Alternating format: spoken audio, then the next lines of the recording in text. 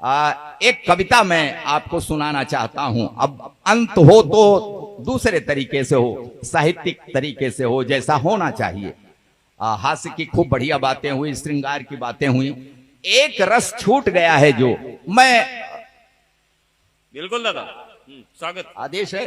बिल्कुल बिल्कुल। अरे तालियां बजाकर आप सब निवेदन करें दादा से। वाह, ये इसमें कविता जैसा कहीं कुछ मिल जाए तो वो आपकी समझदारी है, नहीं तो वर्णनात्मक शैली में ये मेरी कविता है। कुछ देखिए कविता के तत्व तो मिल जाए तो अच्छी बात है। एक सच्ची घटना प्रयागराज की। एक बाप के दो बेटे, दोनों अफसर। देखिए इस कविता को जेब में रख के ले जाइएगा, इसलिए सुना रहा हूं। यह मिशन की कविता है और इसमें थोड़ा सा उठिए नहीं, बस 4 मिनट में सुनाता हूं, सुनिएगा। एक बाप के दो बेटे, दोनों अफसर, दोनों की मां का देहांत हो गया। उन बेटों की मां का देहांत हो गया। 13वीं बीती।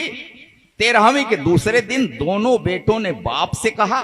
तब बाप ने जो उत्तर दिया, बाप के मुंह से जो शब्द निकले, जो बातें निकली, मैं वो आपको सुना रहा हूं। एक बार ताली बजा करके बस शांति बनाइएगा। बाप ने कहा कि खेत बाग घर बेच दूं, चलकर रहूं तुम्हारे साथ शहर में।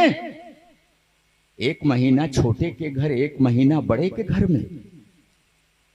भले अफसर हैं बेटे, बंटवारा बाप का इसी तरह से होता है। तब बाप ने कहा कि खेत बाग घर बेच दूं, चलकर रहूं तुम्हारे साथ शहर में। 1 महीना छोटे के घर, 1 महीना बड़े के घर में। ठीक कह रहे हो मेरे बेटों, समझ में मुझसे बढ़कर हो तुम। मैं किसान अनपढ़ गंवार हूं, पढ़े लिखे हो अफसर हो तुम। कांधा अपनी मां की अर्थी को न दे सके, इसका गम है। नहीं आए थे जिस दिन दाह संस्कार हुआ।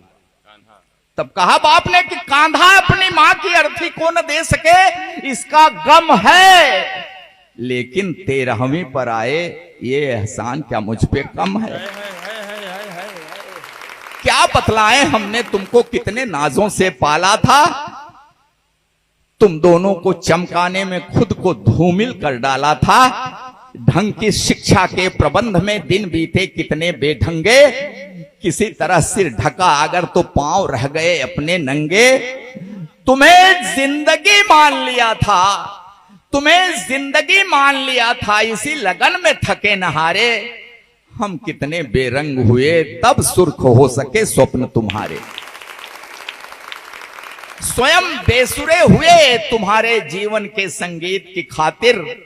कदम कदम पर हमें हारना पड़ा तुम्हारी जीत की खातिर। जीत मिली तो क्या बतलाएं, कितनी फूल गई थी छाती। लेकिन किस्मत ऐसी निकली, हार गए हम जीती बाजी। 3 महीने तक मां तड़पी, तड़प तड़प कर देखी रास्ता।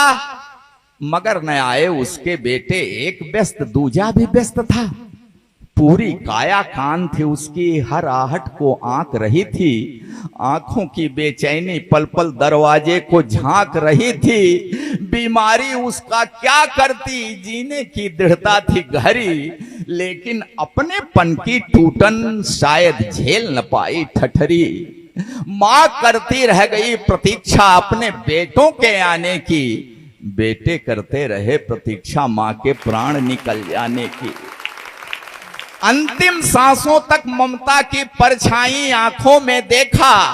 पत्थर दिल वाले बेटों को पथराई आंखों में देखा।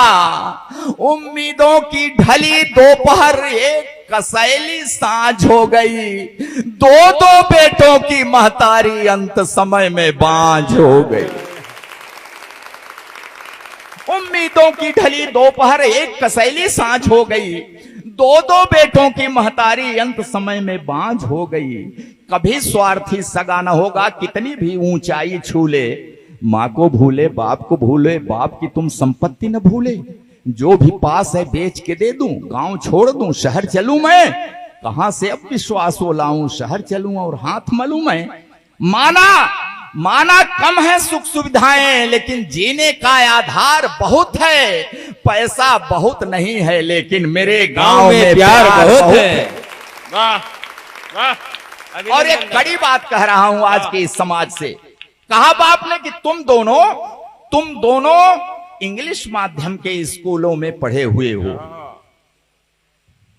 पछतावा हो रहा है उस बाप को, कितना कष्ट करके इंग्लिश माध्यम के स्कूलों में पढ़ाया। तब कह रहा है कि तुम दोनों इंग्लिश माध्यम के स्कूलों में पढ़े हुए हो, अंग्रेजी में बचपन बीता, अंग्रेजी में बड़े हुए हो, तो तुम जो यह व्यवहार किए हो ये ताज्जुब की बात नहीं है।